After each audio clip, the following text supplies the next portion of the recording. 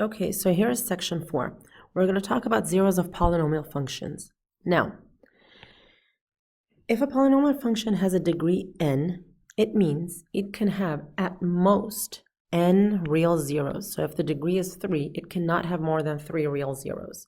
Now, those real zeros will either be rational numbers, like x equals 3, -5/7, 2/5, and so on, or they will be irrational, like x equals ±√3, x equals 2 ±√5/3, and so on and so forth.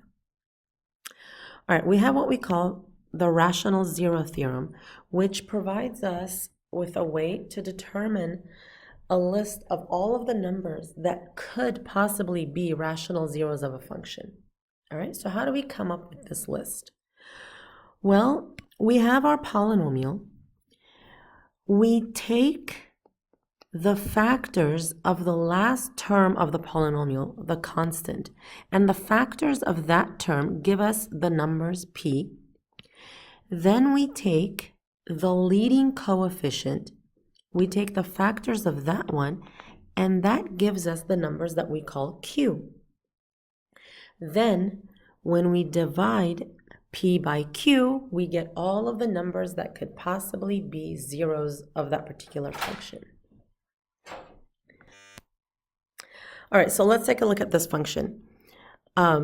Here we have our constant, which is 4, and here we have the leading coefficient, which is 1.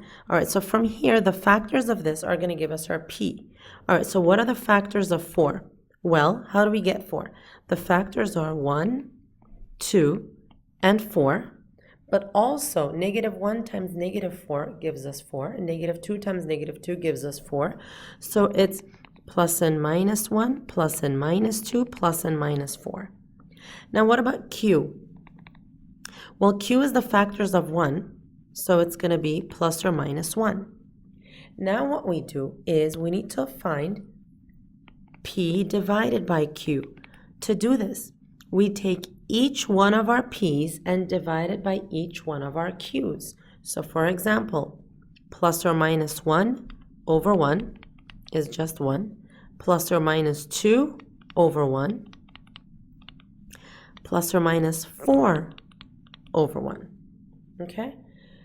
All right, so these are all of the possible numbers that can qualify to be zeros, rational zeros of this function.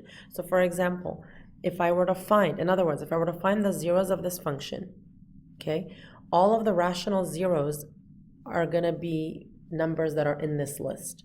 Okay, now we need to go and find them. So basically what we did is we narrowed down the possible zeros to these 6 numbers. Now we have to see which one really is a zero. What we're going to do is we're going to take each one of these numbers and we're going to do synthetic division with each and every single one to see which one gives us a 0, because that would be a 0 of the function. All right, so let's take the first one. When x equals 1, our coefficients are 1, -3, -2, and 4. So the 1 comes down. Then I have 1, -2, -2, -4, -4, 0, okay? Because I got a 0 for the remainder, I know that 1 is one of the roots, so, okay, so I can go from there. Now I say, if I were to factor f of x, what would it be? Well, it's going to be x minus 1 from here, times the depressed polynomial from here, x squared minus 2x minus 4. Now, can I factor this? If you can factor, you factor. If not, you have to find the zeros some other way. Turns out I can't factor this, so I'm going to have to do quadratic formula on this one. So x is equal to 2 plus or minus the square root of 4 plus 4 times 4 over 2. So x is equal to 2 plus or minus root 20 over 2. So x is 2 plus or minus 2 root 5 over 2, which means it's 1 plus or minus root 5. All right? So finally, what are all the zeros of this function? It's x equals 1 and 1 plus or minus root 5 over 2. All right? Let's move on to another one. All right, so here I'm going to use 2 to get my q, and I'm going to use the 15 to get my p. All right, so let's do p first. What are the factors of 15? Well, plus or minus 1, plus or minus 3, 5, and 15. And what are the factors of q? Plus or minus 1, plus or minus 2. Now what I have to do is p over q, meaning I take each one of my p's over each one of my q's. So let's do plus or minus 1 over 1, plus or minus 3 over 1, 5 over 1, 15 over 1, and also now I need to do the p's over 2. So plus or minus 1 over 2, 3 over 2, 5 over 2, 15 over 2. All right, so here we go. I have 1, 2, 3, 4, 5, 6, 7, 8 times 2, 16 numbers here. Of these 16, some of them are going to be the zeros of this function. All right, so what I have to do is take each and every single one of these, do synthetic division until I get one that gives me a remainder of 0. All right, now I'm going to cheat a little bit, and I'm going to jump all the way to number 5, because that's the one that works. So it's 2, negative 5, negative 28, 15, 2, 10, 5, 25, negative 3, negative 15, and look at that, we get a 0. All right, so what is my factored form of the polynomial? Well, from here, I get x minus 5, and the depressed polynomial gives me 2x squared plus 5x minus 3 equal to 0. Can I factor this? Well, it turns out I can. So I get 2x minus 1, x plus 3 equal to 0. So x is equal to 5, 1/2, negative 3. And there you have it. Okay, now, in this previous problem, we got 16 possible ones, but we could have narrowed down the search using Descartes' rule of signs. This tells you more specifically how many positive and how many negative real zeros the polynomial will have, okay? And the way it works is the number of positive real zeros is equal to how many times the sign of f of x changes. So how many times f of x goes from positive to negative in its terms, or lower than that. The number of negative real zeros is associated with the number of times f of negative x changes sign. A little confusing, let's just see the example. All right, so take a look at this. I want to find out how many positive real zeros this function is going to have. This is my f of x. I want to know how many times the terms change from positive to negative. This is a positive term. It changes to negative, so that's 1 time. And then here, it changes from negative to positive, so that's twice. Okay? So it could have 2 positive zeros, or... So you take this number 2 and you keep subtracting 2's from it, always 2's, right? So if you do 2 minus 2, you get 0. So it could have either 2 or 0 positive numbers. Now, how about the negative? Well, let's find f of negative x. Now I'm going to make all the x's negative.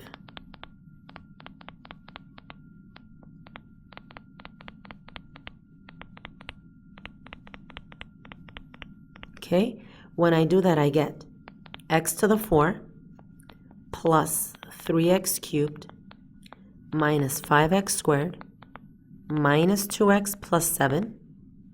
So you can see that if the exponent is even, then the sign will be the same as it was for f of x. But if the exponent is odd, then the sign will be the opposite as it was for f of x. So that's a little shortcut. Okay, now let's see how many times it changed sign. Well, it changes sign here and another one here. So for the negative, again, it's either 2 or 0. All right, so now we need to make a chart for ourselves.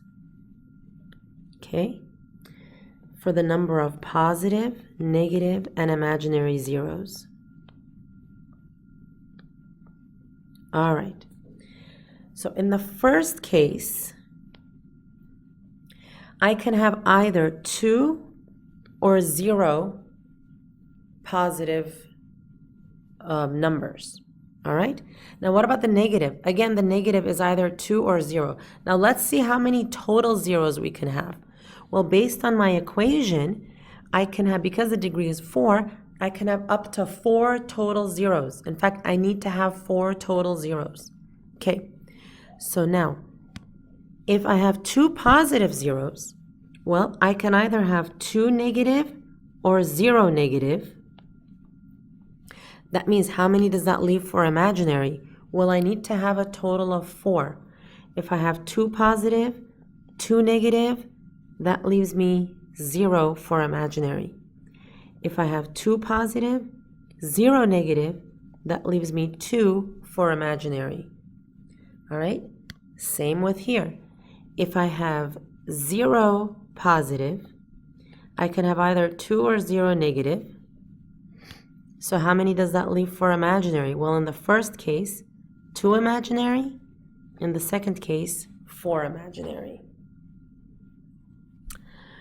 All right, let's do one more. How many times does the f of x change sign? Well, it's just one time here and another time there. Oh no, and another one here. So 1, 2, 3. Okay? Or subtract 2 from here, 1. And then you can't subtract another 2, so that's it. Well, what about the negative one? Let's take f of negative x. All right, I'm going to do the shortcut. If it's an even exponent, the sign will remain the same. If it's an odd exponent, you change the sign. Now let's see how many times there is a sign change. 1 here, and it looks like that's it. So for the negative, I just have 1. All right, let's make our chart. Positive, negative, imaginary.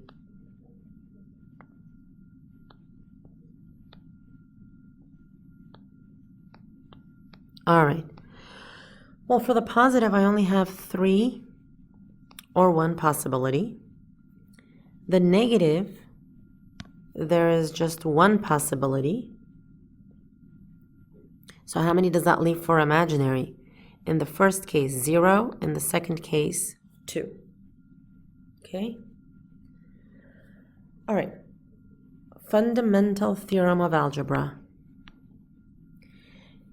If a polynomial function has a degree of n, then it has to have at least 1 0. And actually, if the degree of a polynomial is n, then it's got exactly n zeros, whether complex or real. So if a polynomial function has a degree of 5, it's got to have 5 zeros, and those 5 could either be positive, negative, real, or imaginary.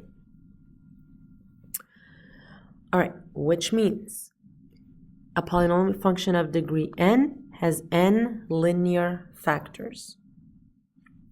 Okay, so sometimes we factor an equation and we start factoring and we get to a point where we can't factor anymore. We end up with a quadratic term that we can't factor.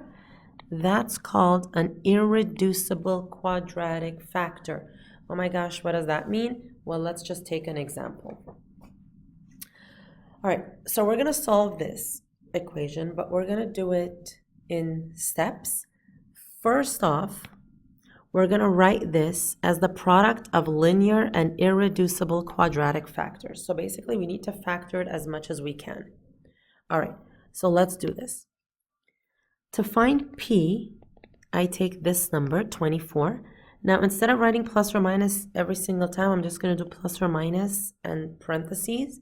And what are the factors of 24 these days? 1, 2, 3, 4, 6, 8, 12, 24. Okay? And the factors of Q, plus or minus 1. And now, if I do P over Q, I'm just going to save some time here. If I do P over Q, because Q is just 1, then I'm just going to get the same numbers as that. Okay? And I start doing synthetic division with every single one. Plus or minus 1 don't work, 2 don't work, 3 don't work. Well, guess what? 4 works. Yes, I'm cheating. All right, so let's do this.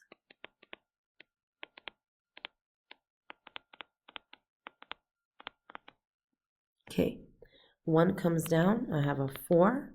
That gives me a 5, 20, 7, 28, 5, 20, 6, 24, 0.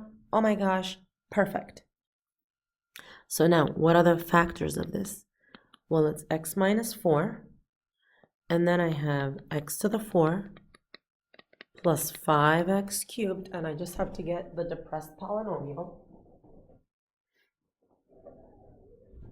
So it's 7x squared plus 5x plus 6. Now, oh my gosh, what do I do with this monstrosity? Well, guess what? I have to do P over Q again for this, okay? But now I have less choices, right? What are P over Q here? It's plus or minus 1, 2, 3, and 6. All right, sorry, some technical difficulties. So it's 1, 2, 3, and 6. Now, the one that works for this is negative 2. I'm going to try to fit that in here. 1, 5, 7, 5, 6. So I get 1, negative 2, 3, negative 6, 1, negative 2, and 3, and negative 6, and 0, and oh my goodness. So what are my factors now? Well, I have x minus 4. And now from here, I have x plus 2. And then the depressed polynomial is going to be x cubed plus 3x squared plus x plus 3. Oh boy, what do we do now? Well, guess what? We're going to have to do it again for this one. Well, the one that works for this is negative 3.